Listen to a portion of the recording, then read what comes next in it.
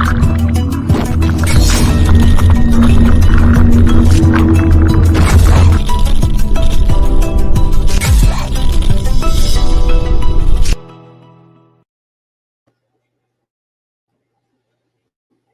right, hi everyone.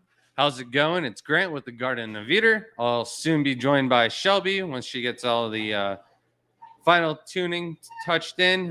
We decided to just go ahead and run it. So after 10 o'clock, we wanted the stream to start at 10. However, I do have Chance and Brian already with us, so I'm going to go ahead and bring them right up. This entire stream will be about the Florida Aquascape team, and let's bring on the rest of the team. Oh, Brian's not there. We'll take Brian down and we'll just do Chance until Brian gets back. So for those who don't know, that we have participated in 2 past live Aquascape contests, once at the New Jersey Aquatic Experience and then once at the past Orlando Aquashella. So we did win People's Choice Award for both of those events, and we didn't have a lot of time to practice and anything like that. So we thought, let's go ahead and add Brian. He is back. Caught him drinking a sip of water, but this is the full team right here. When you do a live Scape contest, they allow you to work in a team up to 4 people. And we'll go through and explain why we have 4 people, why we work as a team, and a little bit go from there. Since Chance was up here first, I'd like to welcome Chance and give him a second to go ahead and introduce himself. Hey, thanks, Grant. Hey, Brian. Hey, Shelby. How you guys doing? So I'm Chance. What's up, Chance? I'm basically Shelby. a plant geek. That's all I am. I'm just like a Florida plant geek. Aquascaping to me is a true hobby. My first passion really is just the plants. I didn't get into actually designing scapes and doing scapes up until about like 5 or so years ago. Before that, it was just horticulture. I started in the cannabis industry and then moved to aquatics about 10 to 12 years ago now. Aquatics are where it's at, man. If you, obviously everyone in here is in some sort of aquarium hobby more than likely, but if you're not growing plants in your tank, you should be, because plants are a whole different game for everybody. You know, it really takes whatever you're doing, be it shrimp or fish or whatever, and it takes it to that next level. It really helps with breeding, other aspects too. So that's me, just a plant geek. Well, we got Brian out in the shed, and his internet is a little bit spotty. So when he comes back in, we'll allow him to go ahead and introduce himself. I'll let Shelby go next. What? Go ahead and introduce yourself and talk about how you got into aquascaping. We're good. No, you got to go ahead and give your whole spiel. Come on, Shelby. Do it.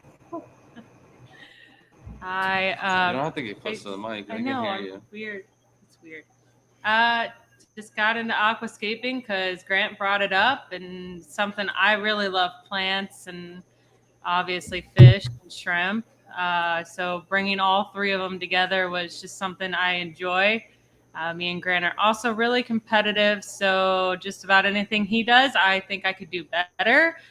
He's proven time and time I can't beat him, so I'm still trying. We'll just keep going at it. But I'm obsessed with any plants. Aquatic seems to be, I'm pretty good at them. I do like houseplants. I'm really good at those, and out in the garden. So all of those kind of go into one little world. I thought Brian was here with us, but maybe not yet. So I'll just go ahead and dive in. We are the Garden of Eden, and it is the Garden of Eden, but we are kind of known as the shrimp breeders. So we're trying to get a little bit out of that and show the other side to us, and that is the garden part. And aquascaping is how we express that, and kind of more of like our hobby part to this whole endeavor of the aquatic side. lately the shrimp and growing out some of the plants and stuff like that has been kind of like my business in Denver. But whenever I get some free time, I tend to spend it aquascaping or playing outside in the ponds. It just depends on the temperature outside. So if it's hot outside, cold outside, you can catch me inside aquascaping and messing with the plants. So and then I thought maybe we'd bring up a picture of the first aquascape that we all did together. Brian is struggling to get in here. As soon as this connection, oh, there he is. We got him. All right, Brian, we all introduced ourselves. If you just want to go ahead and give us a quick introduction while your internet connection is all good. Oh, man, he froze with a good smile. Oh, no. Yeah, I'd be happy No, to. he was just being really still. So, yeah, I'm Brian Covey. I think I'm the only one that actually has a background like my hobby side is aquascaping. So I got really into nano tanks pretty early on, probably about 10, 15 years ago. And yeah, I've been ever since then. I went with a group of aquascapers from the stateside to go see Amano's big tank in Portugal. Went and visited Esther's place and did an aquascape with some European aquascapers. And now I have my own company, Aquachar. So, and then so real quick, what projects are you guys currently working on? Brian, I'll start with you again.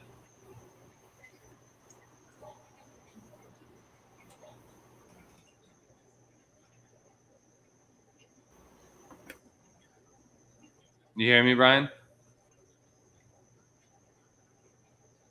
Oh, we lost Brian. Can you hear me, Chance? Yeah. You got any current projects you're working on? Something you want to talk about and bring up? I do. So I am going to get back into the plant sale business for aquatics as well as terrestrials starting today. I just did a big post on some terrestrials earlier today. I saw that. You said the prices were in the comments, and I clicked. There was only like 2 pictures with comments, so I think clicked them really quick. I think I was going through, and I was like, "Oh man!" And then I forgot to go back to it. I think we were eating, so yeah, they're all up now though. Most are sold though. So, the biggest thing that I'm doing though, the website. I'm actually jumping off from social media and everything, and I'm going strictly to a website here soon. In efforts mainly to drive business to the nursery, which I'm getting attacked. I don't know if maybe I can get it to see. No, maybe not. Anyway, that was a bad idea. Well, real quick, we have somebody in the chat asking for a link to your YouTube channel. It's Chance Kramer, or is it Aquascape? No, it's Chance Kramer. Yeah, Aquascape is my company, but I have the YouTube started under Chance Kramer, and I just kind of left it. But yeah, the main endeavor is basically now is getting everybody engaged with plants. Live sales are starting today, like I said. Then I'm starting up with the website sales. Basically, I'll release the URL once everything is built and squared away with that. And then I have coming up, I'm talking at the Guapa Greater Washington Aquarium Plant Society club up in Washington, D.C. area. That's like the godfather of the aquatic plant world as far as like aquatic horticulturalists are concerned. That club has minds that are just amazing, and I'm honored to be speaking there. When are you doing that? May 21st, I'll be there. Nice. Yeah. And then we got a few people in the chat that said hi real quick. How's it going, Ed, Crypt Keeper, Frank? What's up? Fish Dreams, Sandy, DJ Owen, and Poseidon's Pets. How's it going, Kyle? Hey guys. Probably won't go through and say hi to too many more people after this. Once we get started and going through, I was really hoping Brian would keep his connection going. It looks like he's working on it. So, and he's going to grab a mic. So, You do have a question for you, though, Chance. oh, What's Bring up? that up. Oh, wow, that's cool. Sorry, I'm in awe with the technology here. That's awesome.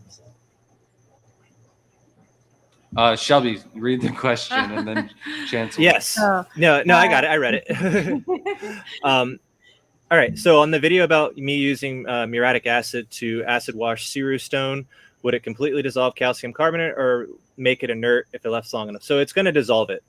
Basically, the way the acid's going to work with the stone is it's going to eat away all the carbonate until either the acid becomes neutral or there's no more base.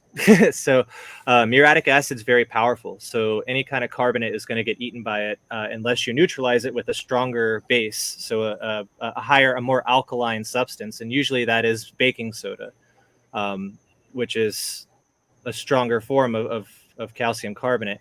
But what you're actually dissolving in the stone isn't necessarily calcium carbonate. It's other types of carbonates as well. So that's why you get more granulation, as well as when you acid wash various types of Ceru, you'll get even different colors. Like I've acid washed Ceru. I say Ceru lightly because the stuff we have in the hobby right now is not Ceru. It's mountain stone. Real Ceru is like impossible to get and costs a lot of money and is illegal to take from the island now. So the stuff I'm talking about is the mountain stone that we're all using. But various locations of that, you'll get different colors if you acid wash it. It's really cool. So that's why I started playing around with the acid. I've actually started acid washing a bit at every stone just to test it to see what it does. And I've had some cool results with different stones. So I'll have that out on Dragonstone. It's inert. Dragonstone does nothing. Oh, true that. What about the maple leaf rock? Inert. No, it's not. That thing leaches phosphorus like no other. Phosphorus maybe, but I mean, it's inert in terms of pH. It's inert in terms of carbonates. So that's all the acid's going to be able to test for. So if you wanted to test a rock for other elements, you would soak it in, say, like a 10-gallon aquarium or a controlled volume aquarium, and then test those levels. But you have to get a base reading, of course, first. So like test your aquarium before you do it, then put the rock in, then start testing levels. Right. So. All right, back to Brian. Do you have any cool projects you got going on right now? Yeah, how's it going? What's that? Well, I'm working on the Scape behind me now. Can you hear me? That's what I was. I'm working on the Scape behind me right now. That's about it. Other than that, yeah, I'm getting my stones ready for this. I got a couple ponds I'm about ready to set up again for the summertime. But yeah, other than that, that's all I got going on other than the aquachar, getting that out there. Nice. So just real quickly, I'm not going to touch up too much. We just did a live stream on Monday night, and I pretty much ran off on everything that we had going on. But Monday night, we only had 55 tanks running on the new rack. Currently, we have 84 tanks running on the new rack. So somebody wants to be a race car driver out here. I'm sorry. No, you're good. It was just a little unexpected. That's all. But yeah, no, we got 84 tanks. The RO water has been cranking for the past like 5 days straight. So tear them bladders. Yeah, we got the tanks running, and I'll get the other ones on top. And I don't know. Shelby's fighting me on the arch right now over the doorway, but I don't know. We got to get 100 tanks on there, and she's trying to find other ways to fit other 10-gallon tanks, and then there's no other way. We got to do the arch. We promised the people 100 10-gallon tanks. We got to give the people what they want. We can't stop at 97. That's just unacceptable. So she doesn't want axolotls, Shelby's face, or anything like that. It's priceless. we do have like a little family living area right now because we do legit have 3 sets of racks blocking in our TV, and We're gonna have to get a couch before I build the next rack, though. I would say I'm more than accommodating for most things. Okay, I just want things to look better, and I think we could get smaller, still 10-gallon tanks up top, but like the rimless ones. There's not smaller We're gonna 10-gallon find 'em. tanks. We're gonna find them. No. We're gonna find them. The rims only add half an inch or something like that on both sides. It's a lot of room. No. So I went over to a killifish breeder here in Jacksonville's house, and what he did was he bought all the 10 gallons and he cut them in half because they didn't need a lot of water and stuff like that. So he just had all of those cut in half, and he was running basically like 10-gallon foot space with like I think he did it like maybe like 3/4, so he had a little bit of space on the top, but it saved him an extra couple inches on putting racks together. Not to give you any ideas. Can you get our first rack up, or first stand? Yeah. Yeah, I'm not about cutting glass or drilling tanks or anything like that right now. I know it's going to be something I have to do in the future. Period. But, period. I don't know. Yeah, our first Scape. So, like, one of the things we talked about in the last stream, I don't really want to drill tanks or worry about anything like that because, like, in 3-4 years from now, Elon Musk will have the robots, and I'll just have them doing all my water changes and everything for me. So when I get the robot, I'll just be like, why did I drill all these tanks and set up all these water change systems that are taking up room, and the robot's just not doing anything for 4 hours a day? So we're gonna put that robot to work, and we're gonna have so many tanks for it to be doing water changes and cleaning the fronts. The fronts of every tank will be scraped, and then after each tank, it'll be dipped and sanitized. Like, it'd be cool if it could just had a backpack that it could walk around with, and then after it's done scraping in the tank, it just puts it in the back, and then like there's a row of them that would like go through a cleaning sanitization belt, and it just swaps them out like a arrow quiver. And I thought I was stoned. All of them. What's that? Nothing. That was epic. You need to call Elon and be like, hey. No, listen, Elon said that this robot will do all of the tasks that a human doesn't want to do. Water changes are one of those tasks. Everybody wants a fish tank, but then after they get, too into it, they don't want to do the maintenance anymore, and that's where a lot of people fail. But imagine the amount of people who are going to get fish tanks with the robots. They don't have a fish tank yet, but when they got a robot that's just sitting around doing nothing, they're going to add a couple fish tanks to the room. So how's it going, Jamie? That's a good point. That's a good point. Yeah. So were you able to bring it up? Yeah, I'm about to now. I'm down for robot water changes. This is our very first Aquascape tank that we set up in 2019 in Jersey, and it was at the Aquatic experience. Some couple fun facts about this. So like I thought we'd go over like how the team met. It's like our introduction video. So the first part of the meeting is, of course, I met Shelby a very long time ago. That's a whole nother story. But then on the team, the first person I met was Brian, and that was all because of Han Tron. We were all in an Aquascape contest together the year beforehand, doing the small tank for AGA, and me and Brian just really hit it off. We ended up talking with a bunch of people from Cobalt, and I think maybe Fritz and Mike Jardy from Imperial Tropics until like 6-7 o'clock in the morning, and it just happened to be a time. Oh man, what am I saying? Yeah, when the time zones change, what is that word? Daylight savings time. So it was actually like 8 o'clock in the morning, and I drank a little bit too much whiskey and had to be up in an hour to go back to the show. So that was definitely fun, and it probably wouldn't have been that bad if it wasn't for Brian constantly just meeting me in the same place and getting suckered into drinking another bottle of whiskey. But we were just like, oh, you're from Florida, we Aquascape, we need to get together one day and do something.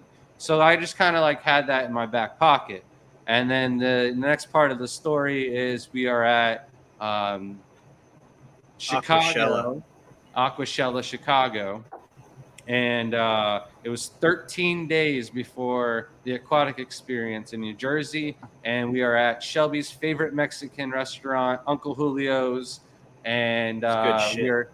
we were talking with Chance and Galvin and Sheila and Therese, and I can't remember who else was there. I'm sure there's Rachel was there. Karen Randall was there. We were there. No, with them. Karen Randall wasn't there because Yeah. we had to call into Karen Randall to get approval.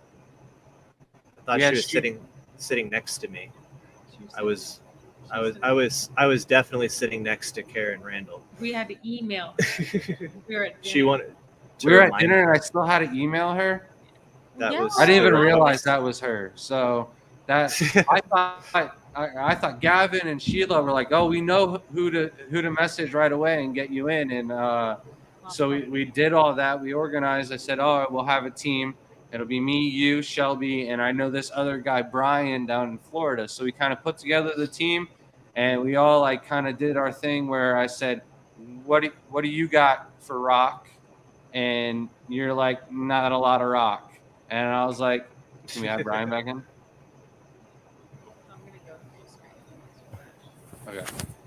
So I messaged Brian. Brian's like, dude, I got a lot of this and a lot of that. And I'm like, well, I got a ton of this. And we both got some really big pieces of Dragonstone. So if you guys see the picture right there, it's like a half and half mix of mine and Brian's Dragonstone for the bigger pieces.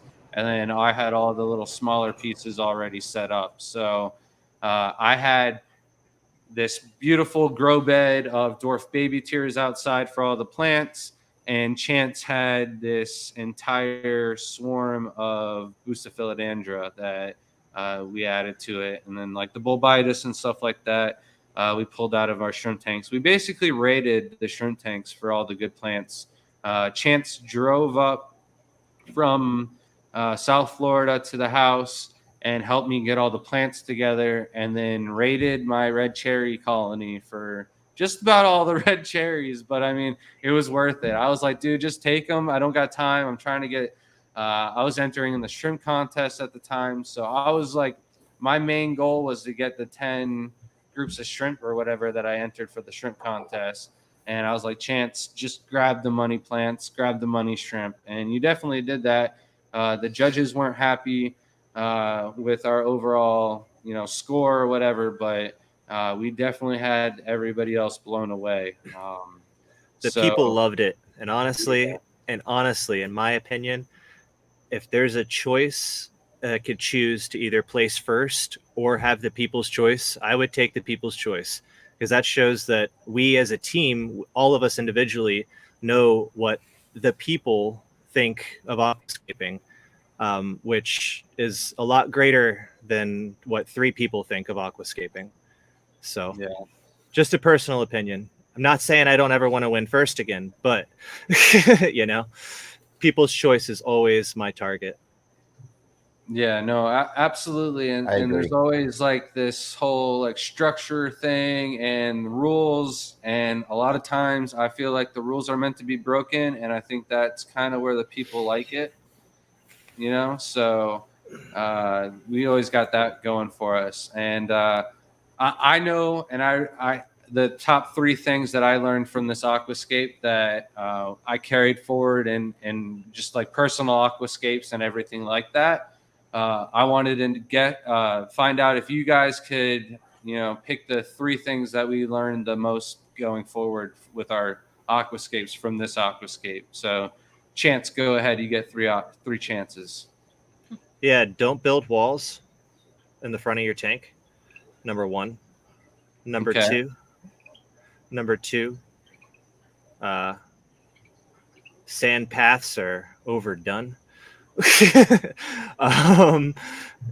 And my number 3, personal number 3, would be don't throw rocks at glass. Brian. All right, Brian, you go ahead. What was your 3? And feel free to take any of Chance's answers. I can't say whether or not they were correct or, they're all right answers, but were they the 3 I was looking for? Go ahead, Brian. So So for me, I think it's more about pacing yourself. Like I think we all learned that like when we do these shows, we usually all have booths and other scapes and stuff like that to do. So like I think with the second one, we basically found most of our structure done the first day, which was important. The other thing I would say, just teamwork. Like that we kind of figured out, how to. We get along really well because we all think outside the box, but when you're actually in the moment, a lot of people have the argument of whether a team's beneficial or not. But I think with the three of us, we kind of found that flow of the areas where we're all contribute to it, or with the four of us. So Shelby can smash some stones and get some detail work going big time. And yeah, number 3, I think we need fish. The shrimp was cool and everything like that, and I think that got people's choice and got people really like involved into the Do you tank. think that was going to be one of my answers, but Brian? I think that the over That was not going to be dominant. one of my answers. Grant would never say that. This wasn't like, what did you think? Well, I had to say, all right. Hey, No, shrimp. That's just I wrong. had to I'm say telling it you so right you didn't now, have to. Shelby. If that's your answer, you can walk out. Bye. Not accepted. No. I think that the You shrimp wasted your contributed. turn. All right, I'll let Shelby go. Nah, the shrimp contributed. Go ahead. They worked Shelby. hard. So obviously from learning from, back in 2019 when we did this to the bigger one, a lot of has to do with an optical illusion. You want it to look smaller in the front, a bigger scape in the front, smaller in the back. But like where we went wrong on our first scape is we put too much on the front of the glass. You don't want to ever do that because it's really distracting, especially in this picture you see now. A lot of sand, a lot of the baby tears are smushed up against that glass. It doesn't give an illusion of it going backwards. So that's like a big part of the no-no. It's like the hill. It's like the hill's attacking us. Yeah. Like looking at it now. And you also got to worry about plants and where you place them. It really does matter because a big plant obviously should not be in a scale where you're trying to create an illusion of a big mountainside. A big, gigantic, frilly plant is not going to be on a mountainside. So that's another thing to worry about is where you place those plants. And I would also say that it's not necessarily do not add shrimp. I say add more to a tank because when you go out in nature, you don't just find just shrimp in that area. You find shrimp, you find fish, you find anything. I mean, if I can add crabs in the tanks, crayfish, shrimp, fish, and everything we want into it, that would be better. Keep more life to the tank, making it more natural. So that's my 3 things, if that is 3 things. How's it going, Nick and Tater Salad? How are you doing? Tater salad. Yep. All right. So my 3 answers Tater right salad. away, and it wasn't keep Brian from smashing the front of the glass with a rock. I left that one out of there. I'm sorry. For those who don't know, we were all trying to take our best bet at the angles and what looked best in the tank. And Brian was working with these big rocks. Like they're huge. Like we didn't piece together some of these rocks. There's literally 4 rocks in that tank that take up 10%, if not to 30% of the real estate in that tank. And Brian just Holy Spirit let one go and it right into the tank. Like if that hurt anybody's hands or ears, not hand, it didn't hurt my hand, but if it hurt your ears, it hurt my soul hearing that tank. Like I immediately thought, cracked tank, we can't fill it up with water. It's over. We got to go over and beg the AGA committee and all of the contestants to let us take the tank that was abandoned and move on. But we're not going to get lucky with every show with flu. Did you know that at the last show there was 3 extra tanks for you to break back there, Brian? Because they heard about you. They knew it was coming. So So dramatic. It wasn't that it wasn't that big of a deal, but we give Brian a hard time for it, for sure. But moving on. So basically, we had gone up to like the judges and asked them, hey, what we could have done to do better moving forward, and their words have been burned in my soul, and I cannot stop thinking of it. So number one is waste of real estate. Basically, the front space of the canvas, we wasted a good 2 or 3 inches with substrate and a good inch with the dwarf baby tears mat. A lot of that had to do with structure.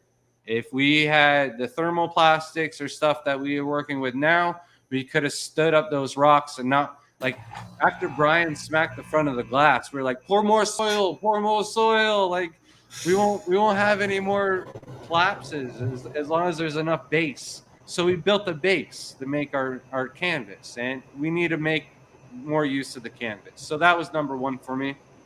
And I think Chance kind of beat around the bush with that one, but or got that one on the point. But and then the second one was plant placement. The judges did not like that big bulbitis right in the middle. It either needed to be much further up close or just not in the scape altogether. I think we would have scored a little bit higher if we just did a different plant with the bulbitis instead of the bulbitis there. And then the third thing, and this one kind of hurt when one of the judges said that we might have placed third if we'd just gone with a background. So, if you can see my white pasty arm behind the dragonstone, that shouldn't be there. We should have been a little bit more experienced and at least had some window film, or Shelby taken her little magic markers and colored something. I think we would have scored a little bit better. But yeah, those 3 things moving forward were just engraved in my soul now. And even the kids' tanks, when we do aquascapes at the fair, I make sure that their tanks have a background. So that's a lot to learn, though, from one contest. Especially, those are the 3 things I think that we learned after the scape was finished. Brian and you guys kind of touched up on all the things we learned while we were putting the scape together, and I think that was really important. Yeah. I had a couple people ask us at the last show, why do you got a team? There's only one person doing the scape next to you. And first of all, they prepared way better than we did. And then second of all, even if I think we would have prepared and built what we built beforehand, it probably would have broken some way or another on the way there. And a lot of times when you put something in perfect the first way, and it breaks, you can't figure out how it went together perfectly, and it's so frustrating. You know what I mean? That's the worst thing. Your anxiety, your nerves start to run, and then it really starts to crumble. So having 4 of us there, seeing us at the thing, one of us was working the little hot plate, one of us was holding a rock together, the other one was holding the other rock on the other side together, and the other one was finding rocks to go in the right place. And you need somebody that's, able to find the rocks, and then 2 people that are able to go, hey, that rock doesn't look good, or this rock does look good. Let's keep moving forward. And one of the biggest things is compromise. There was a lot of things I didn't like. There was a lot of things that Chance didn't like, but he took some things that I did like, and I took some things that he did like. And in the end, we ended up making something a little bit freaking awesome than what we could have done by ourselves. But yeah, so this is our Aquascape tank from the last show at Aquashella in Orlando. Hey, how's it going, Jay Oliver? Guppies and Aquatics. How's it going, man? But you know what's really cool about this one? Yeah, no, I was going to start with you, Brian. So give me your 3 things. Now, this doesn't have to be afterwards. Yeah. I kind of remember what Lewis said to us, and he wasn't one of the judges, so I was going to go over that. But definitely go ahead, and Brian, and start off with your 3 things that you learned from this one. Thank you, Nick. All right. So the coolest thing about this one is we definitely learned in the first one that we used too much. We were trying to force the depth with the 20 bags of aqua soil and everything like that. So it definitely helped us out that you were hoarding all of the actual aqua soil for your shrimp tanks. That didn't work out for me, by the way. But we were able I to only create a got lot an more extra depth with bag this one. after I gave it to you. Go ahead. Yeah, I know. But we were able to create I think more depth with a lot flatter substrate. We had talked about it beforehand, kind of scoped out what we had. I think we had a good plan. The first time around, we kind of all pitched in where we could, but I think this time we kind of had more of a flow to it. You're the moss placing king. Chances he's the one that can place the plants the right way and get those big mats on there and stuff, and get the aquascape support and stuff like that. But yeah, what was cool is just the teamwork we had on this one. We all kind of got the same thing. And like you said, there was things that we didn't necessarily love about it, but we worked with the stones we had and did something cool. I don't know what number that was, but I can let someone else go. All right, go ahead, Chance. Take over, man. For me, the biggest thing that I have an airplane flying over me. Right when the Give me airplane just a comes. second. Yeah, That's what thanks, I thought Brian. the first thing was. Yeah, the car. the first thing was a car. The second thing's an airplane. The third thing's probably going to be a donkey. But as far as the Scape goes, what I learned most from a conversation with George Farmer after the fact was highlights and shadows play a lot in Scape.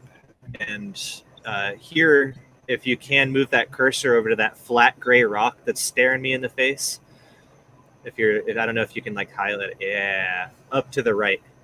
Center. Yep, right there. So that's right in the center of the tank, and it's flat and it's gray and it's bright and it's distracting. That's the first thing I saw, probably because of the conversation with George. But in all honesty, I thought that was something Lewis said too. So that was one of my points. You hit the nail on the head right there.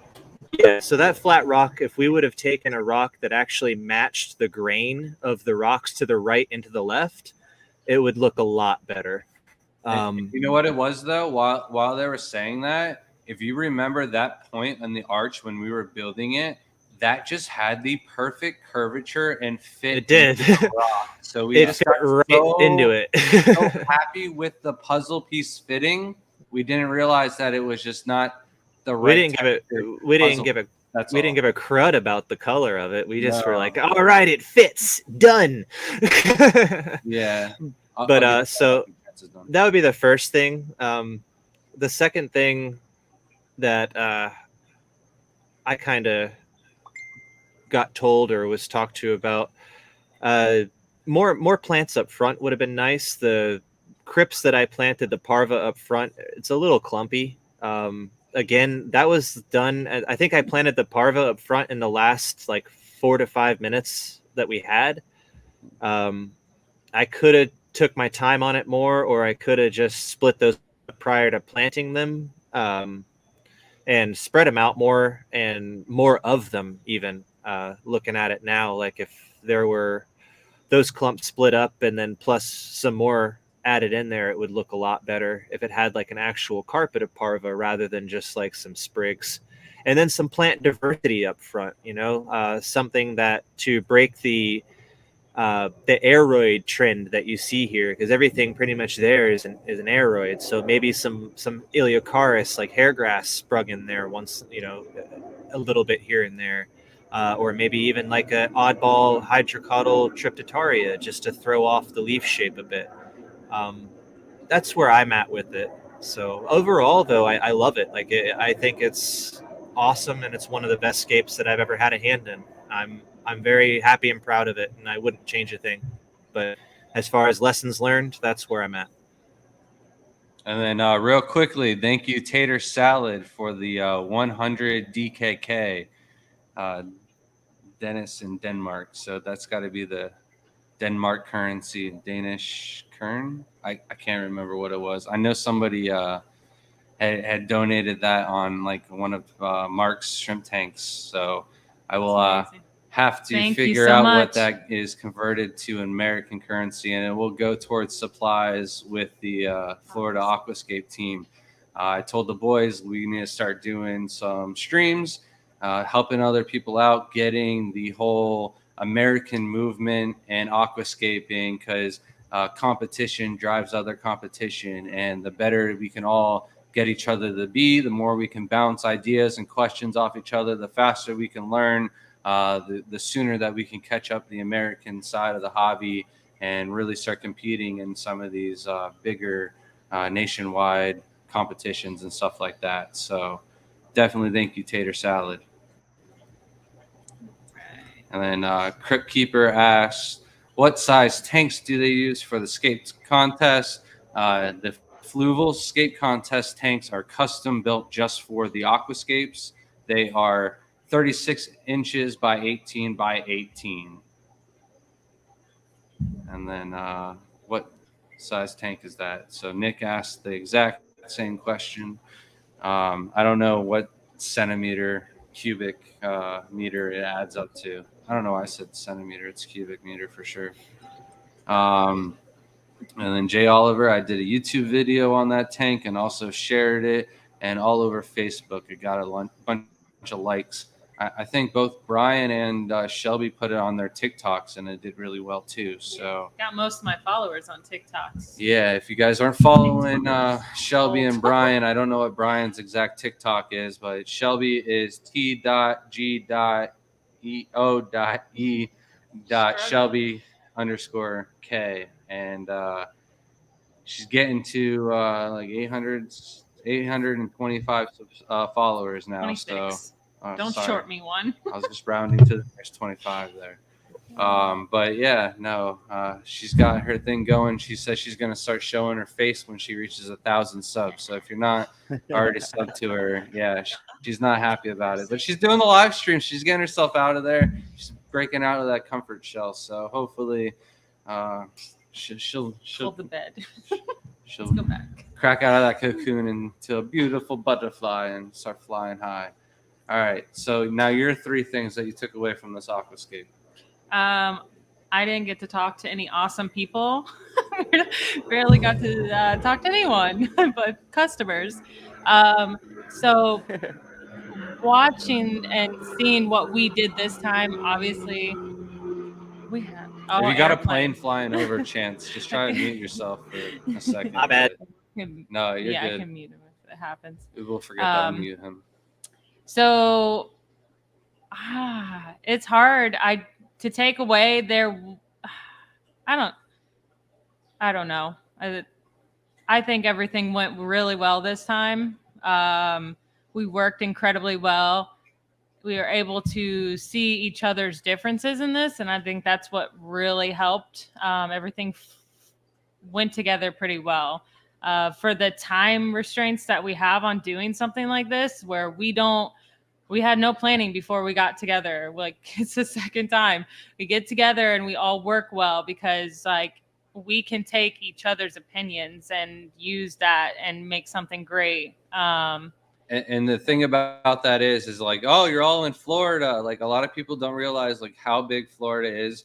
Me and Shelby were on the west coast of Central Florida. We got Brian in Jacksonville in North Florida, and then Chance at the very end of Florida and South Florida. So it's like, hey, meet up at our house. We're in the middle, and half the team's already here. I've got tanks all set up. One weekend didn't work out. Another weekend didn't work out. I mean, you can't blame Chance. It was his daughter's birthday, so like you gotta let the man slide there. But it just happened like so fast. Me and Chance were both signed up for another Aquascape contest. And then all of a sudden they announced this contest, and it was like, are we going to be accepted? What's going on? And yeah, not a lot of time and planning went into this at all. So on to your second point. Do you have any more? No. Well, I'll just say I love this. it. I felt horrible for this show. I was definitely pulled in way too many directions. Shelby and myself, we both organized the shrimp contest, so we're busy running and doing that. Having to accept packages on the same day where we're, deliver or building up most of the hardscape. So we're lucky enough that we didn't have to do too much on Friday, and Shelby was really involved on building the hardscape. But on Saturday, it was really rough because we had the entire expo going on. We had a booth. Brian had a booth right next to us. So it was like a lot of, switching on and off, going, hey, Shelby, run back and check out the Aquascape and figure out if you like it or not. So I do not think we're going to do a booth for Chicago just because I want to be all hands on deck the entire time and not have to worry about a booth or anything like that. I'll just do wholesale and sell to other tables.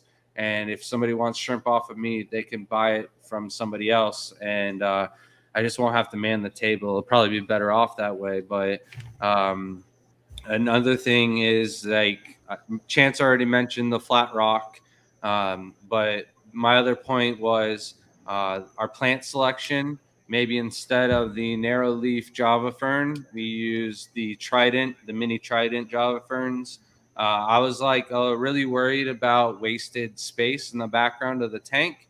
And, a lot of the judges and other big time aquascapers were like, no, don't worry about it. It's okay to have open space, and stuff like that. So I just kind of really got to get out of my comfort zone in the future with letting space be wasted. I'm so used to building the big diorama aquascapes that I like to use up even the corners to hide all the filtration and everything, like my Aquascape tank for the fair. But, I didn't see that the judges would not, take away points for just empty space. Then the other thing was just now we have to kind of step it up a notch. We need to be more focused on where some of these plants are growing in relation to the others in the wild. So one of the things Lewis said is Omano would never put a bulbitis underneath the Java fern. In the wild, bulbitis always grows above, where the Java ferns grow down below. So I don't know how much research I'm really going to go and do into that thing. Chance, I'm going to rely on you for all of that, brother.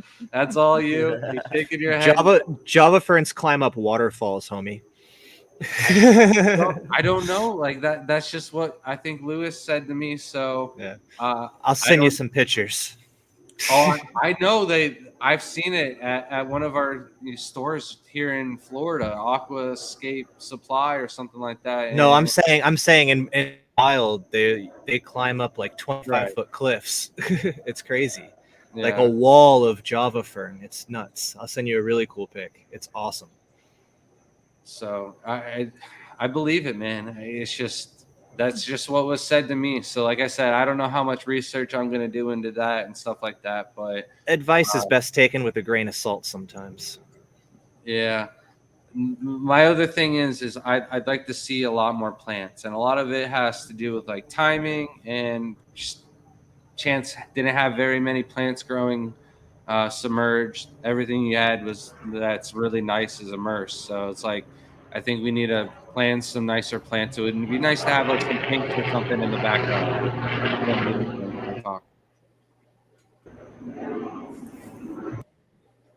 Oh, he muted himself. I thought you would say something about the pink plants or something in the back, some other color besides just the reds. Okay, so I will. So here's my opinion on the planting in this. I think it's great because it showcases the hardscape. Anywhere you look nowadays in aquascaping, you have these really elaborate hardscapes that are coated with plants. Yeah. And what the hell? Where'd the hardscape go? Why did you just spend freaking 18 hours designing something and cover it up with 2-cent moss?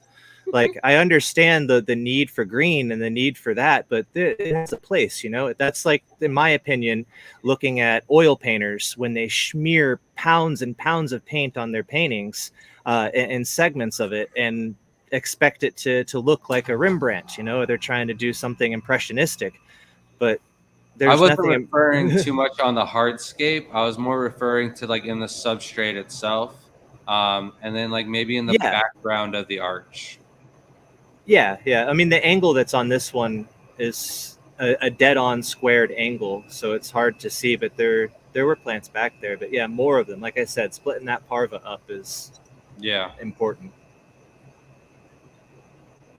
And then I'd love to have a showpiece in my house, except for fish, shrimp only. Yeah, that would be ideal. Brian definitely came clutch though with those fish. They were a great addition to the tank. There are some shrimp in the tank.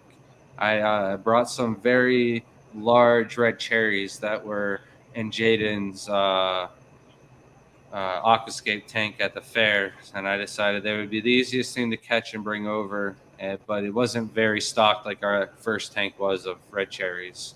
But it'll be a better time of the year for Chicago, so I plan on bringing a ton of shrimp, and then we need to make like a good plan for a nice fish. I really like rasboras, danios, rice fish, or maybe some of the split tail tetras or fork tail tetras or something like that. Those things. I've been feeling rainbows a lot lately, man. The fork tail rainbow. What yeah, is it? man.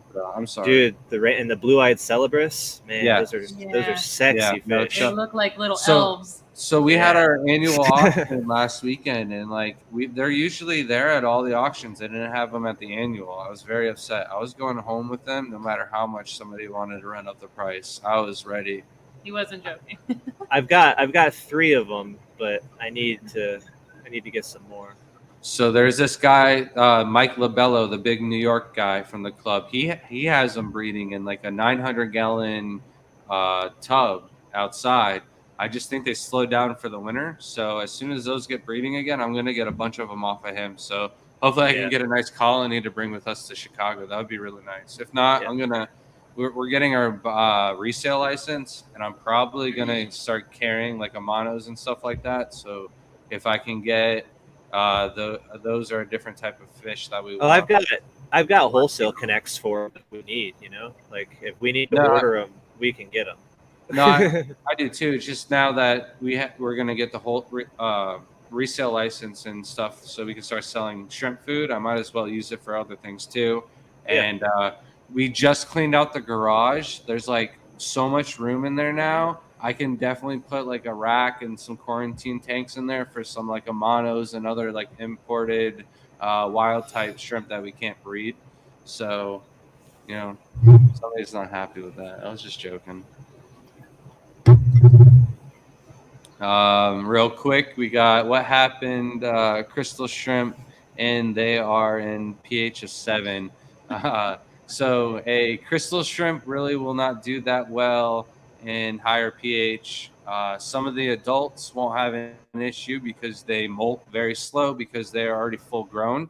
However, juveniles and especially the babies and the higher pH, they will have trouble molting, and if they can't molt, they will outgrow their shell and simply die off. So you want to try and get your pH below 6.5 for crystal shrimp. I wasn't going to do too many shrimp questions or anything like that, but I think we're all caught up on chat with that one also. But if anybody had any Aquascape questions or anything like that, I'd be happy to go through and help. But one thing I did want to talk about, and I thought maybe people would have questions about the Aquascape that was just on the screen, the arch and how we built it. We have a buddy, Kevin Kelly, from Brooklyn Hardscape, who came over and did a demonstration for our local club, and he did the entire demonstration on thermoplastic and showed us how you can take these little beads, throw them into water that is 100 degrees in temperature, and it turns real soft. And once it's soft, you can ply it and put together different pieces of rock, and when it hardens and cools off, it's basically as hard as rock. So we used a lot of the thermoplastic, a little bit of super glue, and then for the bigger pieces, Chance took his caulking gun and blasted it with some silicone. GE silicone 1 is what you want to use. So that's how we built the arch. It wasn't prefabricated or anything like that. We built that Friday for the expo. Yeah, the arch was. I enjoyed that. Yeah, no, it was a little hectic when you walked away. You just, it was the worst timing. I know you had like 5 scapes you had to do for a Lassie, but it was better when you came back. We got everything figured out because I just, as soon as you walked away, I was like, all right, let's piece it together. And then it didn't want to go back the way you had it set up. So Yeah, all good. All right, It's- James. I'm sorry. No, you go ahead with the question. It's fine. Jamie asked, "What type of wood do you guys prefer?" Hardwood. No, in all honesty, yeah, no, like any hardwood you that doesn't leach any tannins or any kind of like, you know, mainly a lot of tannins into your water. So my favorite's Mopani, or sorry, no, that's my least favorite. My favorite would be I was gonna say Manzanita. that leaches a lot of tannins. Yeah, bro. yeah. My least favorite is Mopani. My favorite is Manzanita, as well as like Lysum wood or ghost wood. I've been playing with that a lot lately too. But that's me personally. Spiderwood, and then the roots, the Yeah. Sanji roots. Is that what they are? It's like Singani or no, I don't know. I don't know how to say it. I know how to spell it. Is Brian frozen, or is he just sitting really still again? He should be able to say it. No, I'm here. I'm here. All I right. have no idea. I just have a bunch of them. They're your roots, and you don't know how to say it, bro? I got them probably like 5 years ago. So Yeah. If you Well, know how to say it, send it to one of us in a voice chat on Facebook. Let's do that. But and then we took the roots and we had to braid the roots together, and then Chance gave a little dab of super glue at both ends, and you just had to hold it together for like 30 seconds, and then it all kind of just stuck in place, and then you super glued the ends into the rocks. And So I was it's really also- worried that it was gonna like float and move, and it didn't move at all. I was very surprised. So on the roots, it's key to soak them first. Those roots were soaked for a while. The roots that I had, yeah, the roots that I had with me were soaked for days. The roots that Brian brought with him were soaked for a couple days as well. 2 weeks. Yeah, exactly. I didn't know y'all were over there pre-soaking roots on me. Bro, we were soaking roots. Anyway, yeah, so soak them first. It also makes them more pliable and malleable for you to play with. Trying to braid dry roots is a pain in the ass, so soak them. It's a lot easier, and then they'll sink too. Like you don't even like they'll sink then. I was gonna Yeah, say I changed the water like once a day when I was doing that just to kind of get You those got me. tannins out. You got me, man. I didn't change it at all. I let those mosquitoes go rampant, and then I fed them all the guppies. Oh, man. See what I did for my Florida State Fair tank. I let Shelby go first because the year before she's like, "Oh, you went first and you cherry picked all the good plants and hardscape." So I was like, "All right, let the kids go first." They had the first day was Saturday or something for setup, and then Shelby had Sunday to set up, and then I was going to go on. She needed to touch up a few things on Monday, and I was going to start mine on Monday and finish Tuesday. And so I saw what Shelby did, and then there was this other kid. It was his first time in the contest, but he did like a big 55-gallon tank, and he went all out with plants and nice woodwork and stuff like that. And it's not like an aquascape contest; it's an aquarium contest. And he had some really nice fish. So I was like, "Oh man, I'm kind of worried." So I was like, I need to go home. I need to get the kitchen sink and I need to throw it into one of these aquascapes real quick. So Shelby came home from like dropping the kids off at school, and she walks into me breaking up all of this spider wood and just snapping beautiful pieces of spider wood that we've been like saving for aquascapes. She's like, what are you doing? Like, I'm just like, I'm getting my pieces for my aquascape. And she's like, well, why? I'm like, you're going to see. And I had a couple floaters because it was not pre-soaked. So I had stuff, shoved them back down in there, and it ended up working. But yeah, that You was, need more fiber. yeah. Sorry. You're good. Hey, you have a good night, Tater Salad. Thank you Good so night. much for watching and Have a good night. your donation. Enjoy tater salad. Love tater salad.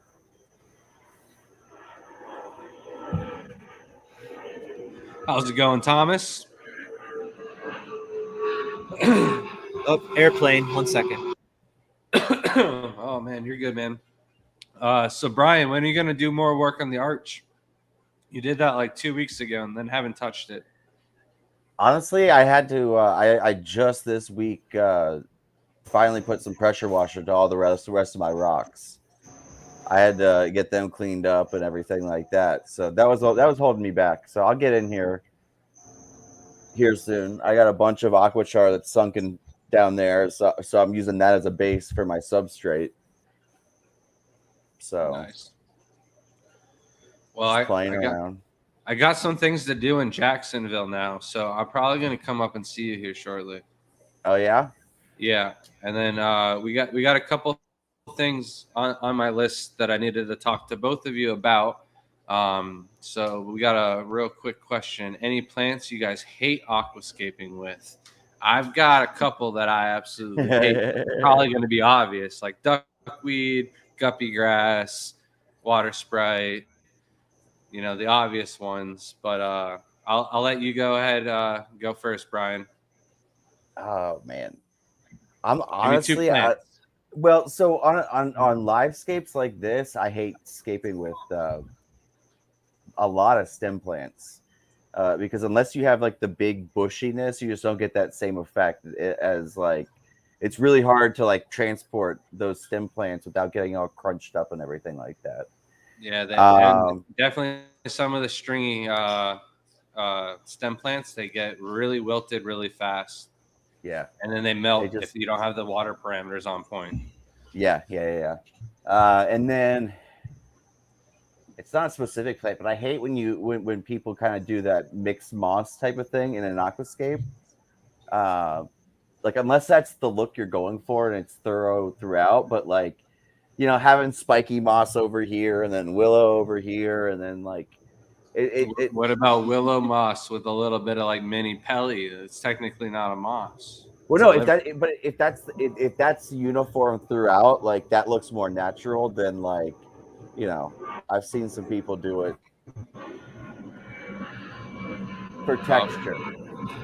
We got airplane chance again, so I'll let Shelby go ahead and name her two worst aquascaping plants. So my favorite aquarium plant also happens to be the worst aquascaping plant, Madagascar lace plant. Gorgeous plant, but like near impossible to get it to look good in an aquascape. Other than that, almost every Amazonian swords too. Like most scapes, you just can't put big plants in it, so it sucks. Most of the time, you have to have small ones, and I love all of those. Get a bigger tank. Yeah,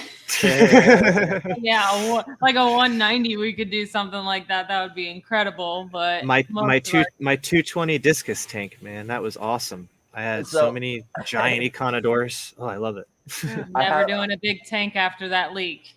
No, they look good in the ponds and the shrimp. Mm-hmm. I got like a big one in the black rose pond, but that's about it. So I have a funny story on that. I had posted on like one of our local fish club auctions. This is like 5 or 6 years ago, and the white and what I said was a 24-inch sword was what I was bringing to the auction, and she thought I was talking about sword tails because she's a fish person, and she's like a 24-inch sword, and she's trying to picture it in her head. Oh man. But yeah, those things will grow huge if you give it the space and the time. For me, my plants that I don't like to scape with, I mean, it depends on what style of scape and what my goal is. Because, I mean, if we're using the first scape was a diorama style scape. So, yeah, the big plants wouldn't be in there. If I'm doing a nature scape, then I'm doing big leaf plants with small leaf plants with every other plant that I can cram into a pile of sticks and stones, because that's a nature scape nowadays. If I'm doing what you see here, which is a scenery style scape, or almost like a nature scape diorama hybrid, kind of like almost every plant goes, but you still got to keep scale. So it really just depends on what your goal is. I don't really have a particular plant I hate. I love all plants equally. Um, but yeah, I hate airplanes. Airplanes. I thought you said airplanes. I was like, you love airplanes. I've seen. I love airplanes. bonkers. I hate airplanes. Yeah. So He there hates we moss. have it. Moss with Gibba. How's it going, Steve's fish tanks? Actually, Utricularia giba is freaking amazing in an immersed setup. It makes these awesome flowers. So if you ever have the curse of giba and you want to like kind of maintain it somewhere else, you know, put that thing in an immersed setup or a terrarium or vivarium. It makes the coolest flowers after a while. It takes a long time to get established, but before you know it, you'll have these awesome little flowers start popping up everywhere, and it fits it like amazingly. So That's giba's awesome. not a total curse. Just don't put it in your water. You, Sunny side. You guys get hit by any hail? I know me and Shelby didn't even hear about hail, so. I heard about it. Oh. We were supposed to get hit in our area with the hail, but I think it was Tampa that got hit pretty bad. Hail Hydra. No. Sorry. No. Hydra are bad for your shrimp tanks, even though they're like mini tiny freshwater jellyfish. No, we got to keep them out, man. What about you, Brian? Any hail? No hail here. Yeah, What the this- hell? I haven't had rain in for. We had like a monsoon, and it was supposed to hail in our area, and like all my associates were like, "It's gonna hail. We can't be at work." I'm like, "No, not even hurricanes stop Floridians. You're coming to work." Yeah, I'm gonna say, man, I go to work in a Cat 1. I had to go to work in a Cat 1 before. Like, what the fuck? Yeah. And you guys ever use Phoenix moss? It's one of the mosses that I bought back in the day, but it was back when I was horrible at keeping care of moss, and I grew more hair algae than I grew moss. So I do not currently have it in possession. Fisden spontanus. I grow it. I like it. I use it a lot. All the Fisden species are amazing. So Agree. yeah, I like Fisdens a lot. They grow really well immersed too. If you haven't immersed plants in vivariums and terrariums and stuff like that are like things that I'm branching out to. So things that like to climb up wood or climb up rocks and stuff like that in immersed form are gold. And Fisdens do that really well. Airplane. What about you, Brian? What was the question again? You guys ever use the moss? Oh, It's yeah. seriously on the screen.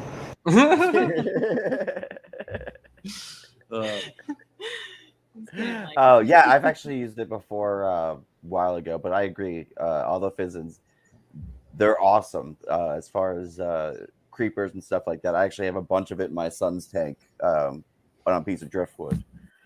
So. And then Steve's Fish Tank says, Madagascar lace plant, it's epic, especially when it sends off the 6-foot long string of that flowers. So you can actually use the flowers for seeds. So you just kind of got to shake the petals together, and you can get them. He's putting it nicely. Yeah.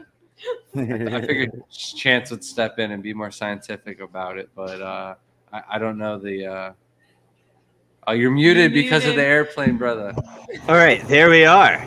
So, Madagascar lace plant's actually in a Aponogeton species. So, like all the Aponogetons, when they flower, they send out these awesome flowers that breach the water line, and you can pollinate them if you have to. A lot of them are self-pollinating, but if you wanted to be sure, you could take a Q-tip and just brush over the stamens and pistils of the plants.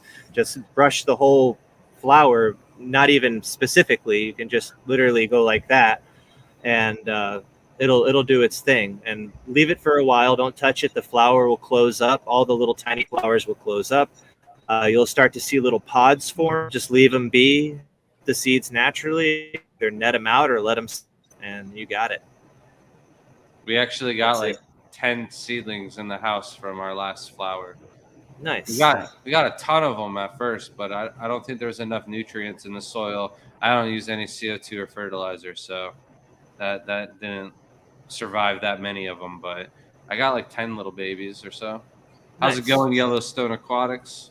How you, man? And then This is a long question. I'll let you go. So it says you can use as many plantlets as you want to, but only one species rooted. One species, I can't pronounce that. Epiphyte. Epiphyte. Couldn't do it. And one species floating / free floating. What 3 species do you choose? I'm not- Okay, I'll go. So one species rooted. My one species rooted would be Utricularia. Gosh, I can't remember the name. Utricularia gamifolia. So that nice brushy, flowy, carpety plant.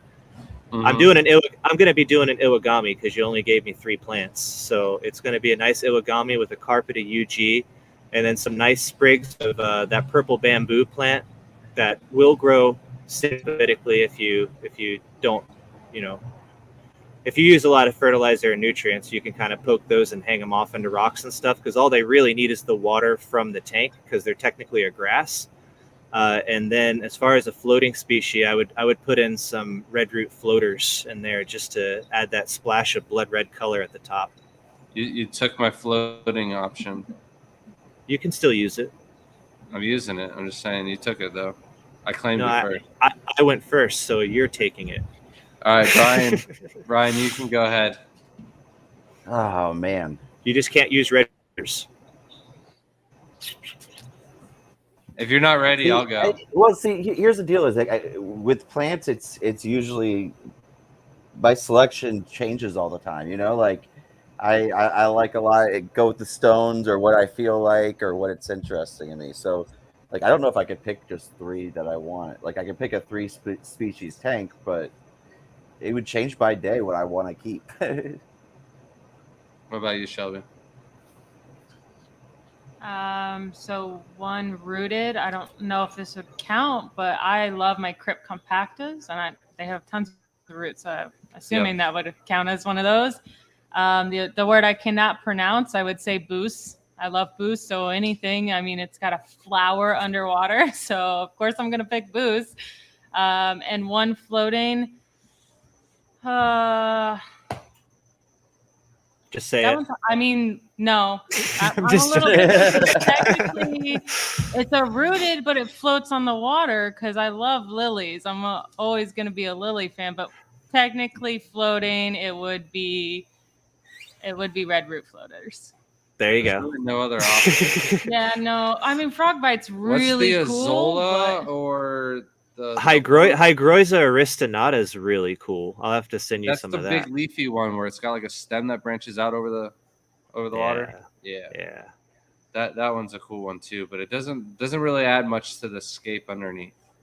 It's got some long roots, man. Long white roots.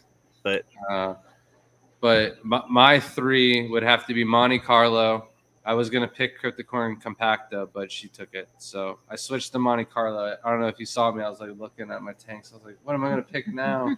Monte Carlo is great. I especially like it because I could use that to grow over like some of the rocks and wood as well and rain down.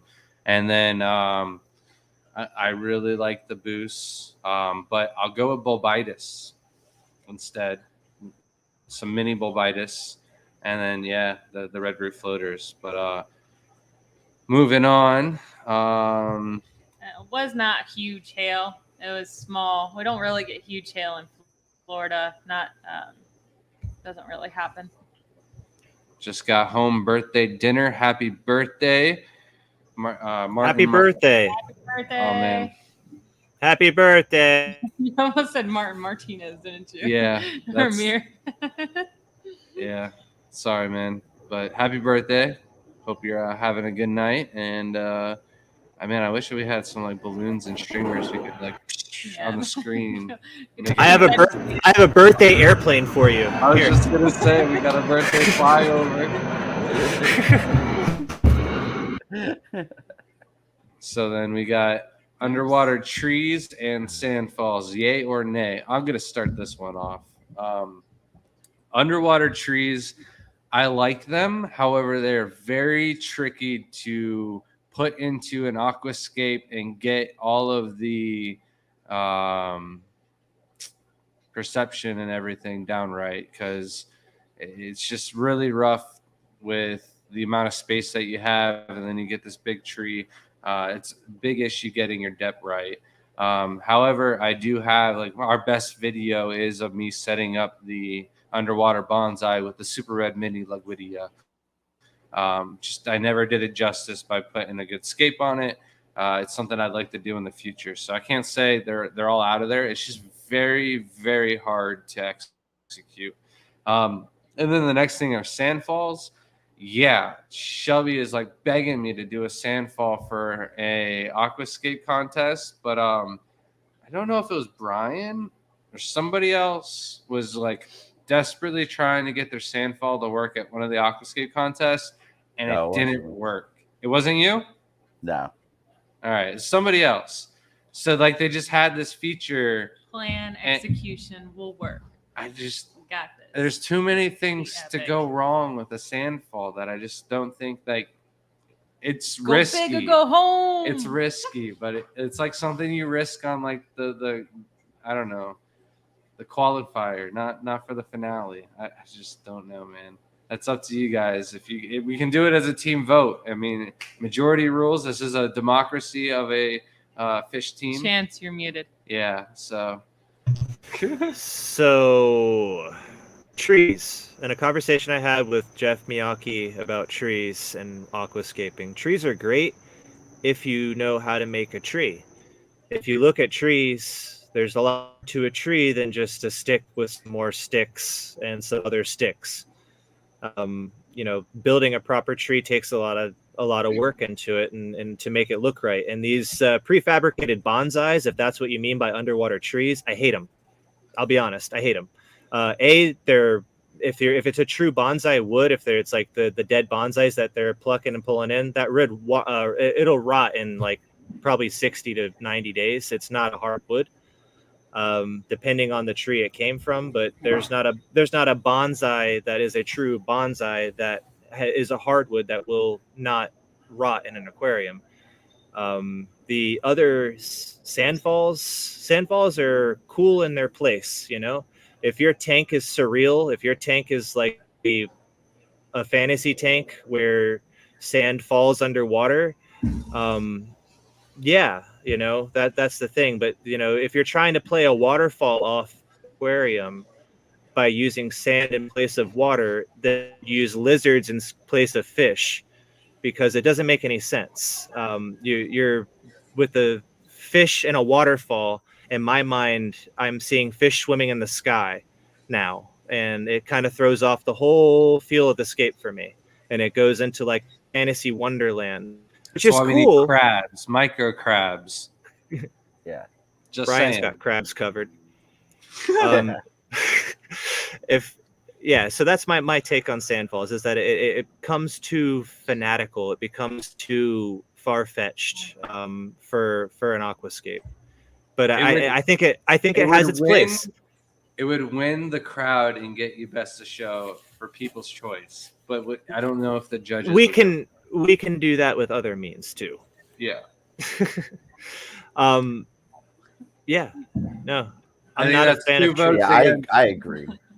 Oh, it's Shelby. You rolled out. I'm sorry. You are the weakest link. Goodbye. You've been voted off the island. Sorry, Shelby. Yeah, I usually side with you over Grant too. Here's the thing: is with they're not usually executed right, and the amount of time it takes you to try to execute it right, you can do so many better things that is more productive. Not to say, like, I've seen some really cool like waterfall tanks, like even like guys that went all in, like, you know, plastering fake rocks and painting it and making sure it was all done right, and you know, had the flow rate right on the bubbles. But you just don't see that. You don't see people really, like, you know, spending the time to engineer that type of thing, mostly because if you're that talented, you are doing something else. But yeah, I mean, I get it. Go ahead. You want to answer yours? What Answer what? the here? How do you feel about the trees and the aquascapes?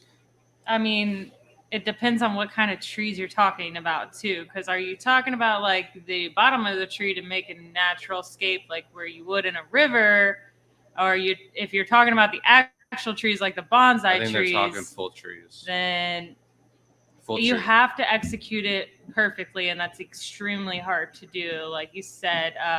And it does rot away. So like we have not found one that does really well. They look cool for a little bit, but like real quick. a lot of things, like the main thing I've been talking to Grant about is our aquascapes for the Florida State Fair. And I'm joking about how mine's looking incredible. It's doing well. It's thriving. That's what you want from an aquascape. You don't want it to be temporary. You don't want it to have to change it in a month or two. You want it to be able to be an ecosystem and be able to keep growing and provide a home for the creature you put in it. Say, mine's the betta fish, and my entire thing is doing incredible. Everything's working together. It looks natural. They're not working together. Your beta slayed an entire colony of orange shrimp. Well, I'm They're not working together.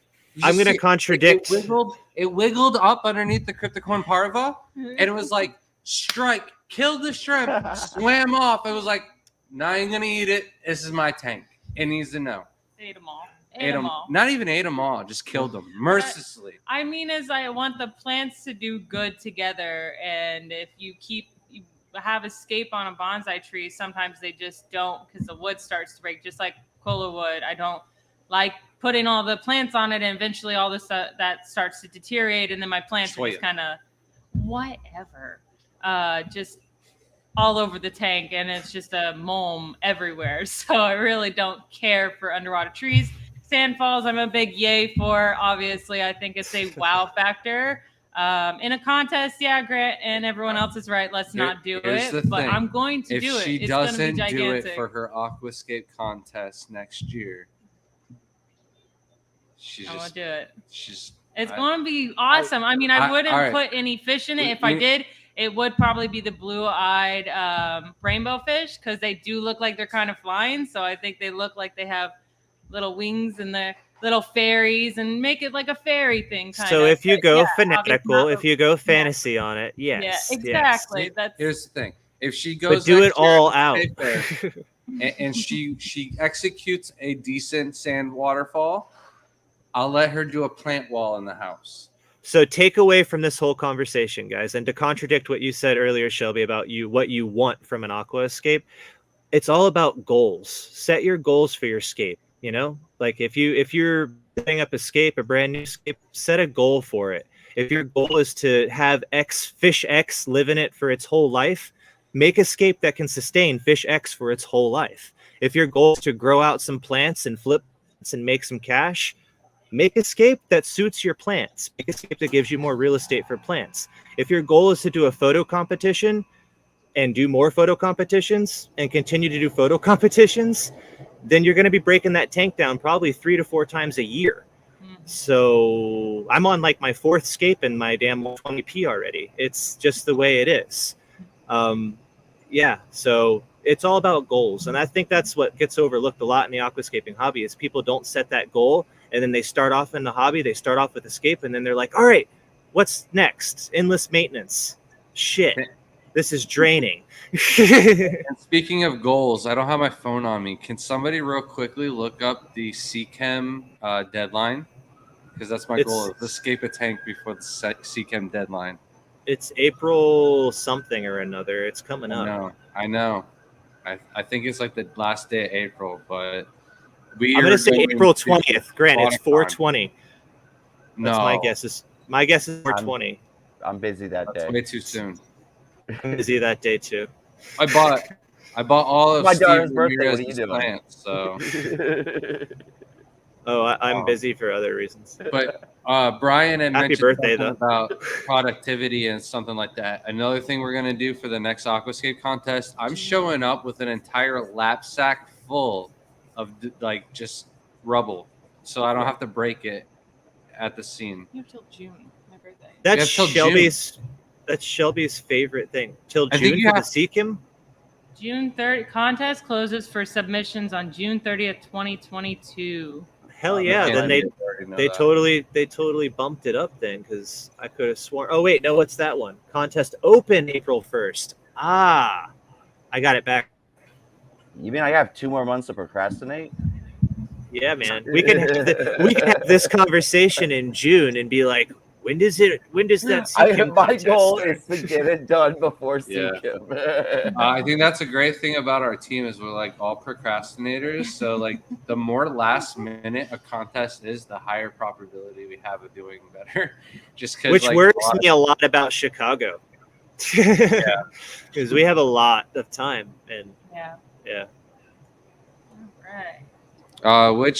All right, I'll let you guys answer this because we are a CO2 free household. Yeah. No. So I am a CO2 nut. I gas everything. I don't own a low tech tank. I don't believe in that at all. I use reactors, man. CO2 reactors, Rex Griggs reactors, or Surgus reactors. You can Google both those terms. It's Rex, R-E-X, G-R-I-G-G-S, or Surgus is C-E-R-G-E-S. Both those style reactors I love. Rex Griggs are great for the larger tanks. Surgus reactors are good for smaller tanks. But yeah, reactors give you about a 99.8% dilution rate of your CO2. So you're wasting less gas, so you can use less gas, so your gas lasts you longer. Because if you start cranking CO2, you get like multiple CO2 tanks, you'll notice your gas bill is going to be substantial. At one point, I had like 12 CO2 tanks up, and I was tearing through a 50-pound tank like about every 2 weeks, and that was a lot of money. So that's when I started throwing reactors on stuff, and a 50-pound tank now lasts me like 6 months with that many tanks. So yeah, just reactors are the way to go. As long as you get your flow right inside the aquarium, reactors are key. All right. I You got a favorite reactor or diffuser? I mean, Brian. A diffuser? I like the wood-based ones. They could produce a little bit smaller bubbles. They're like you actually get them for pretty cheap now. They're like have a little plastic or a wood-based top on it. From a reactor standpoint or a diffuser standpoint. And then the moss question. Crypt Keeper wants to know why my moss keeps dying while my other plants are thriving. I'm miserable with moss. Tried Java and Christmas so far a few times. Turns brown and turns to hair algae. Any tips? So You have to pick one or the other. No, not necessarily. I'm just kidding. I'm joking. We actually have a video on how to grow aquatic moss, and basically all the video is me telling you I don't use any CO2, no fertilizer. All I do is feed my shrimp and massive water changes. Basically, if your hair algae is growing, there's too many nutrients, you have your lights on for too long, and it's just out competing the moss. And so step up your water changes, do more water changes, do them more regularly, and your hair algae will go down and your moss will thank you for it. I take like a small clump. Shelby's always like, no, leave some. I'm like, no, I just tore up the whole tank. There is little tiny pieces of moss everywhere in the whole tank. They're all going to grow together, and within 6 months, the scraps are going to fill up the entire tank, and I won't have any room for my shrimp. So literally all we do is water changes, and that's my tip is if you're having issues with moss, step up the water changes. Do you guys have something else? Yeah, just to add to what you look where moss grows in the wild. Moss is always growing in very clean water, very, very nice, clean areas. It's never growing in sometimes. correct. Yeah. It's never growing. It's never growing in stagnant ponds of crap. So yeah, water quality with moss is key. Just keep a clean aquarium. Not saying you don't, but that's probably the biggest advice I have is from seeing it in the wild a lot. It's always clean water. Yeah. I used to try so hard to grow different types of mosses and stuff like that. And I was doing like 10% water changes every week. And like that's how I was doing it religiously. And I wasn't able to grow moss on the level that I am now until I stepped up my water changes from 40 to 50%. And yeah, my water bill went up a little bit and we started using more minerals and stuff like that. But the money I make in moss now is just, it makes up for all of it. So Lights as well. Lights are always a big problem. If it's too close to the light, it's gonna get hair algae for sure. yeah, raising the lights up, that might not be the best thing for your other plants, though. I was going to say water quality is going to be like solve 90% of your moss issues if that's what's going on. That or soil. So. And Shelby's got a point too. Like the placement of the moss. Again, if you look in wild where moss grows, it doesn't grow like, hey everybody, where's the sun? Like it's always tucked under stuff, shaded. You'll have species of moss that will grow very well out in bright light out in the sun. But those are typically going to be your terrestrial mosses that are just caught up in floodwater, not real aquatic mosses. True aquatic mosses are going to grow where it's pretty well shaded. All right. So. Hello, Aquatic Morning Show. And also Ruthless Beta. Yes, that alien beta we got is actually really sweet to the baby inlers that we have in the tank. Surprised it didn't eat them. But yes, it did eat all my orange shrimp. Don't know, must have really wanted protein when I first got it in the tank and ate all the orange shrimp.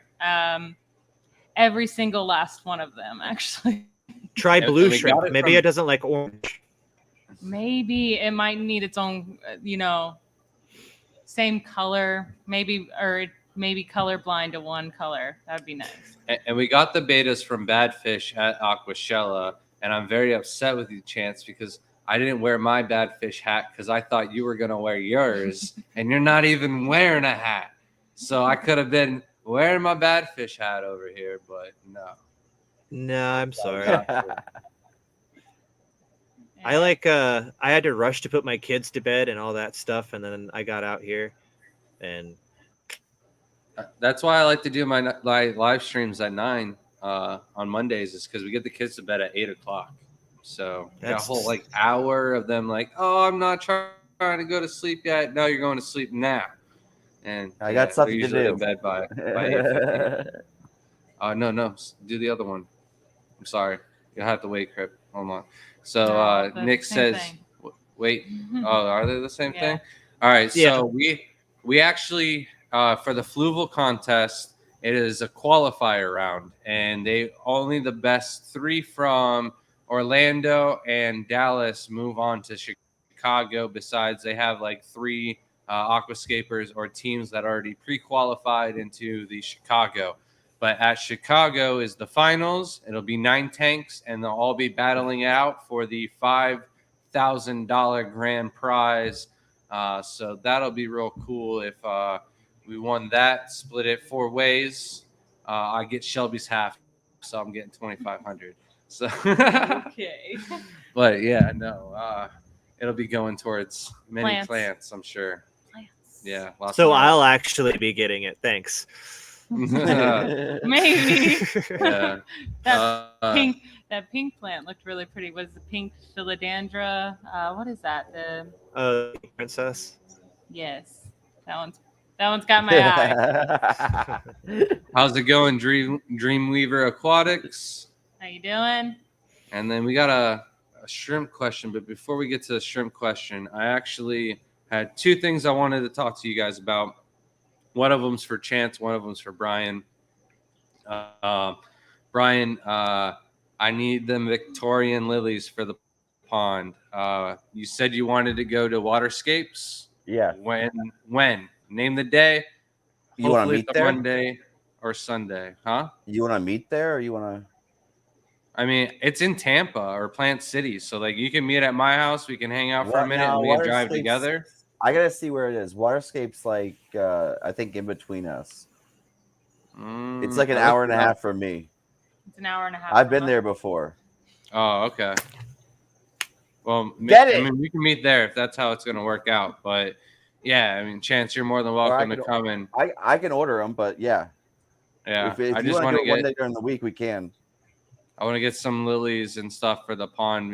We just recently moved our lilies from the top pond into the pool, and it might have been like that and a combination of water change, but our koi went crazy and spawned, and basically all of our lilies now have eggs from the koi.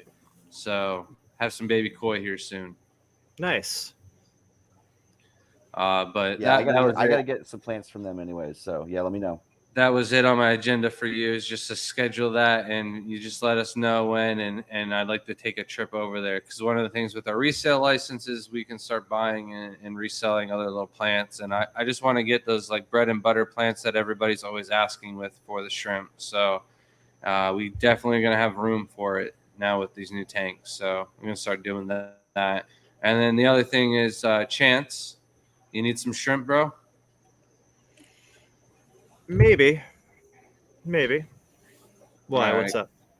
Well, Shelby wanted some house plants and stuff like that, so I was going to give you a list of things Shelby wanted to get her hands on, and thinking I can pay cash for some and maybe send you some shrimp culls for the others. But we are going to go through and clear out the green jade pond, so I'll have a ton of green jade culls and stuff like that I can trade off and stuff. But there was something else you had that I wanted to get my hands on too.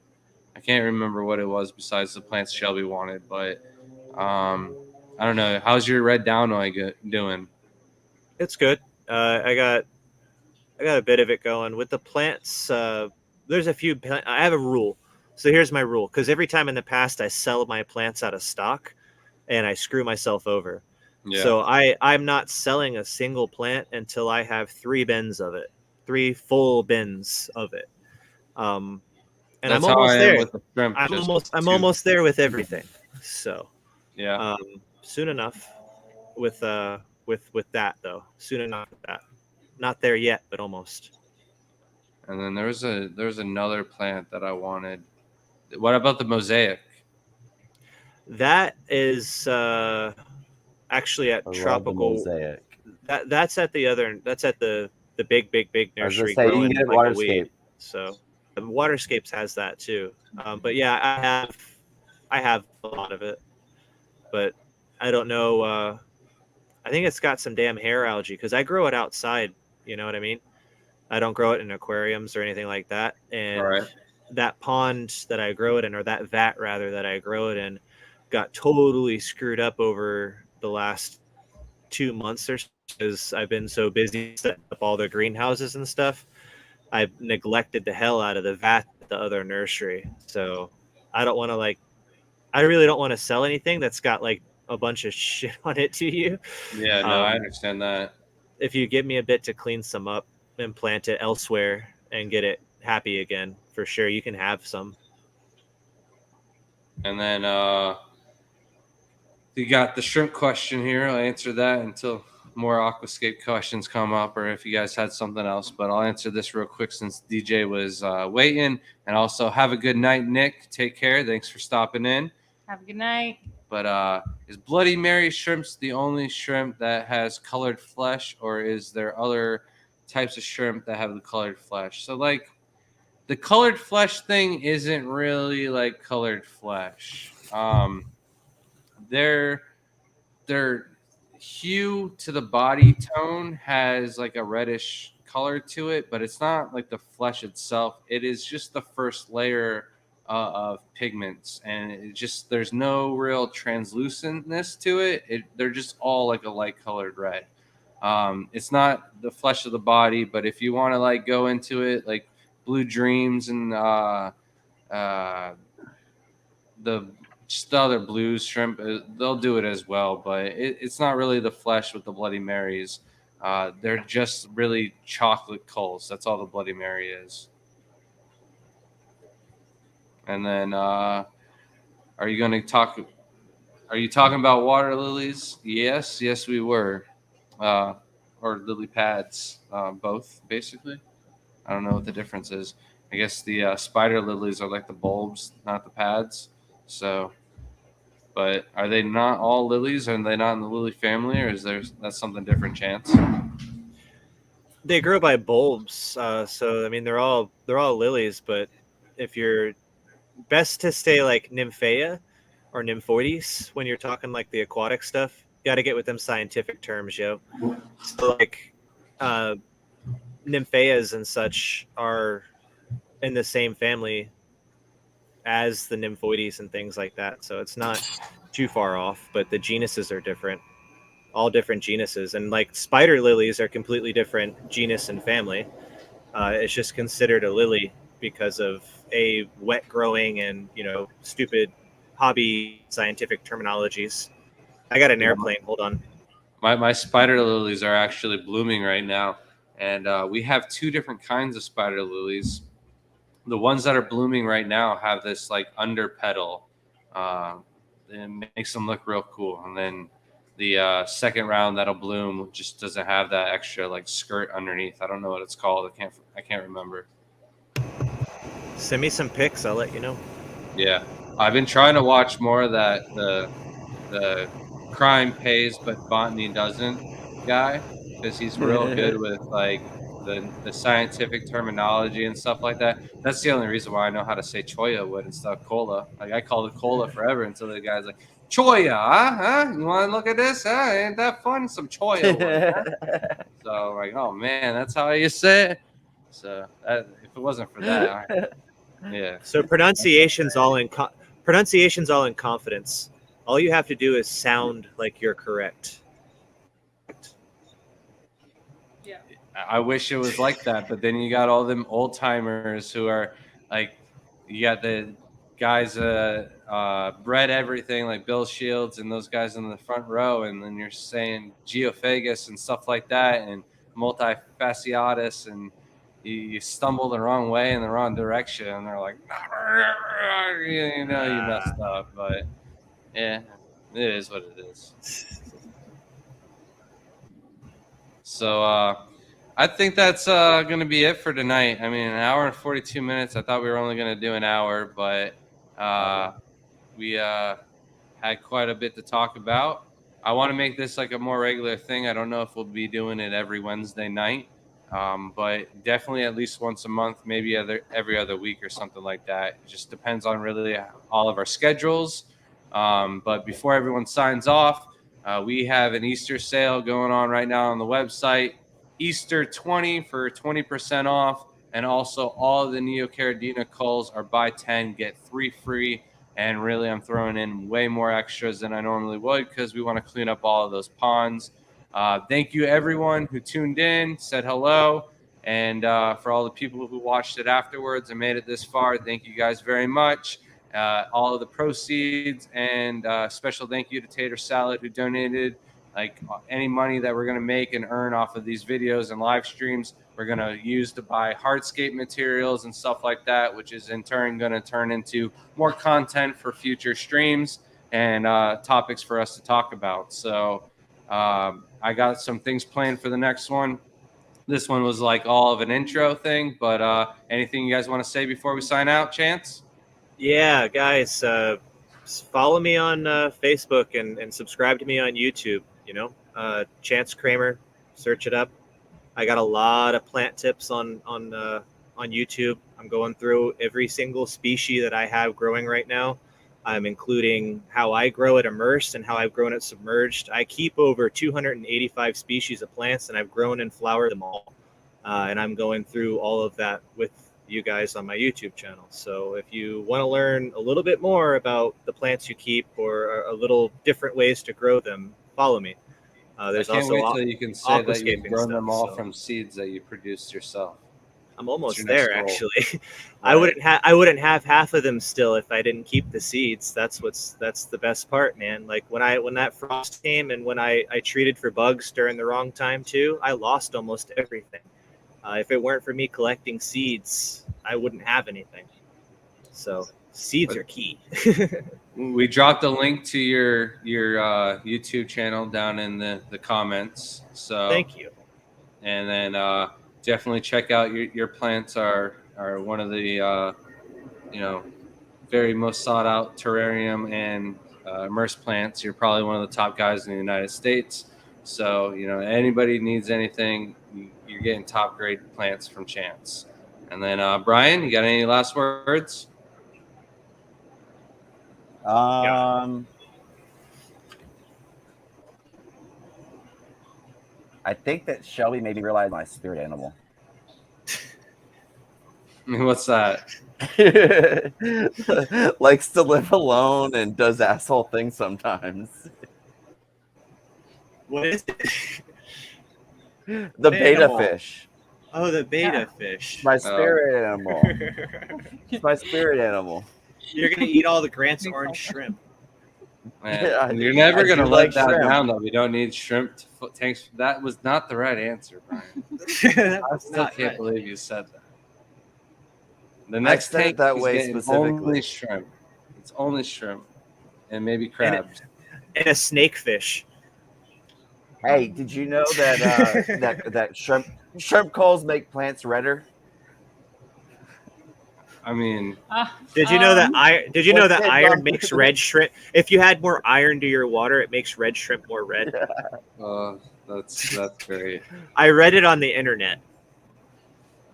Yeah, I also read something that said all shrimp are born males and then eventually turn into females. That one's great. That's clownfish. I mean, I'm sure it's several different types of animals, maybe a type of shrimp, but not all shrimp. That'd be great. Eventually, get all your male studs to turn into females. That'd be excellent. But yeah, It's 2022, bro. Anything can happen. No, for sure. I just need to get that robot so I can start analyzing things The more. water changes. Less water changes. Yep. So, but thank you guys for joining on with us. And as always, everyone, thanks for watching, and we'll see you next time. Bye, guys. Bye.